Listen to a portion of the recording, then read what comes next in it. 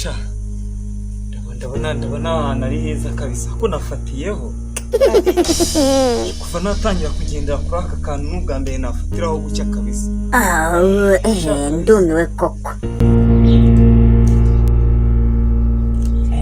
Mbanze manuke hasi ngendere no hasi numva ko akanyenga ko hasi kaba kameze.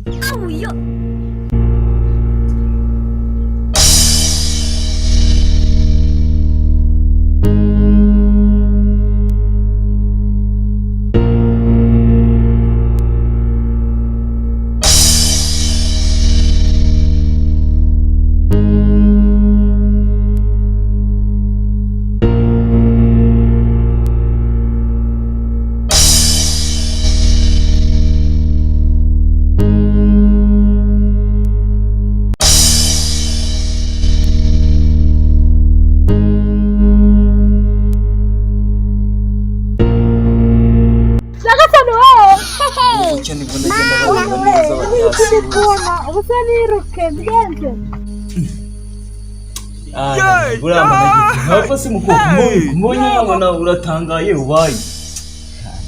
Ese ko muri umunyakibungo ugeze hano gute? Umunyakibungo se ubonye binyanditseho ngewe. Bikwanditseho ariko ndabona ugendera mu dutaro nk'ab'ikibungo.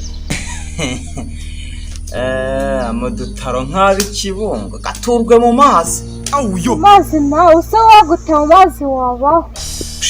Ako shaka kunumva itagasuzuguro. Ndumiwe koko. Ubundi bugiye ugamba rukagiye ubwambaye. Uteye ubwoba nkubwiye aho ngiye ntiwanangira ashwida. Nteye ubwoba se gute wa rukobwa urabona ndi igisimba ngewe. Akobwa imbere warahuye nawe. Ako shaka kunumva itagasuzuguro.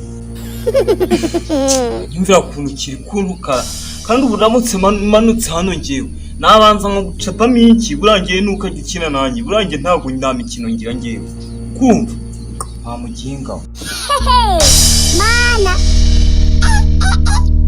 Jebi kanigende